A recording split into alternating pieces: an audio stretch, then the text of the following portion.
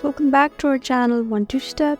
In this video, I'm going to be teaching you guys on how you can split screen on your MacBook. So guys, if you're a new user and you don't know how to do that, but you want to work simultaneously, then this video is for you. So just go ahead and open any app that you want to work with beside the other one, and once you're in the app, just go ahead and look at your left corner buttons right here. Choose the green one, just go ahead and touch it, and once you're there, you'll see these more options like enter full screen, dial window to left of screen, dial window to right of screen. So guys, just choose whether you want it to the right of your screen or to the left of your screen. I'm going to choose left, and now just go ahead and choose your other screen. So there you go. As you can see, I have successfully split screened in MacBook. So guys, that's how you split screen in MacBook. I hope this video was helpful for you.